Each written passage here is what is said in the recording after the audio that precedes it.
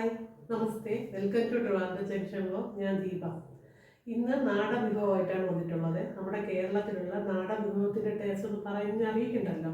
അപ്പോൾ ഇന്ന് ഞാൻ ട്യൂണ ഫിഷ് ചൂര മീനുമായിട്ടാണ് വന്നിരിക്കുന്നത്. അപ്പോൾ ചൂര മീൻ ഉണ്ടാക്കുമ്പോൾ എന്താണ് സൈഡ് ഡിഷ്, പിന്നെ ഒഴിച്ച് കറി എന്താണ് എന്നുള്ളൊരു വിഭവമാണ്. അപ്പോൾ എല്ലാവരും ട്രൈ ചെയ്ത് നോക്കുക.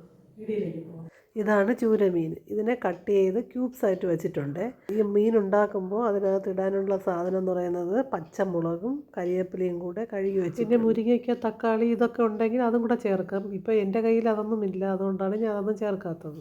പിന്നെ അരച്ച് വെച്ചേക്കുന്ന മസാലയും കൂടെ ചേർത്ത് ഉപ്പിട്ട് നന്നായിട്ട് മിക്സ് ചെയ്ത് വയ്ക്കാം. ഇനി കാര്യത്തിലോട്ട് കിടക്കാം. അതായത് ഞാൻ പറഞ്ഞു വരുന്നത് ഓരോ ഫിഷിനും ഓരോ കറിയാണ് യൂസ് ചെയ്യേണ്ടത്. അതായത് ഇപ്പോൾ ചൂര മീനാണ് എടുക്കുന്നതെങ്കിൽ ഒന്നീ കാബേജ് തോരൻ, അതല്ലാന്നുണ്ടെങ്കിൽ അമരയ്ക്ക തോരൻ.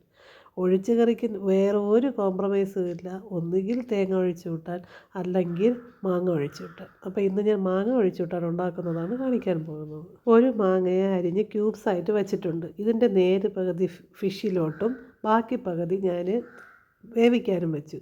ഈ വേവിക്കുമ്പോൾ കുറച്ച് പച്ചവെള്ളവും ഉപ്പും കൂടെ ചേർത്താണ് വേവിച്ചത്. വേവിച്ച് ഏകദേശം വെള്ളമൊക്കെ വറ്റി ഈ പരുവാകുമ്പോൾ മാങ്ങ ഒഴിച്ചു വിട്ടാൻ ഉണ്ടാക്കുന്ന കൂട്ട് റെഡിയാക്കാം. അതിന് വേണ്ടിയിട്ട് തേങ്ങ, മഞ്ഞൾപ്പൊടി, ജീരകം, ചെറിയ ഉള്ളി, പേരിന് കുറച്ച് മുളക് പൊടി, ഇതെല്ലാം കൂടെ ചേർത്ത് നല്ലതുപോലെ അരച്ച് പേസ്റ്റ് രൂപത്തിലാക്കണം. എന്നിട്ട് നമുക്കിതിനെ വേവിച്ച് വെച്ചേക്കുന്ന മാങ്ങയിലോട്ടിട്ട് ആവശ്യത്തിന് വെള്ളവും ചേർത്ത് നന്നായിട്ട് മിക്സ് ചെയ്തേക്കാം. മിക്സ് ചെയ്തെടുത്തതിന് ശേഷം നമുക്ക് കടുക് വറുക്കുന്ന പ്രോസസ്സിങ്ങാണ് അടുത്ത നടക്കാൻ പോകുന്നത്. അപ്പോൾ കടുക് വറുക്കുമ്പോൾ പ്രത്യേകം ശ്രദ്ധിക്കേണ്ടത് കടുക്, ഉള്ളി ഇടാൻ മറക്കുകയേ ചെയ്യരുത്. ഉള്ളി, മുളക്, പിന്നെ കറിവേപ്പില, ഇതെല്ലാം പാകത്തിന് മൂത്ത് വന്നതിന് ശേഷം നമുക്ക് മാങ്ങയുടെ കറിയെ നമുക്കിതിലോട്ട് ഒഴിക്കാം. ഇപ്പോൾ മാങ്ങ ഒഴിച്ചു വിട്ടാൽ റെഡിയായിട്ടുണ്ട്. ഞാൻ ചോറിൽ കൂടെ ഒഴിച്ചിട്ടുണ്ട്. അപ്പോൾ ഇതിൻ്റെ സൈഡ് ഡിഷായിട്ട് ഞാൻ ഇന്ന് റെഡിയാക്കിയിട്ടുള്ളത് അമരയ്ക്ക തോരനാണ്. അമരയ്ക്ക തോരൻ, ചൂര മീൻ കറി, പിന്നെ മാങ്ങ ഒഴിച്ചു വിട്ടാൽ.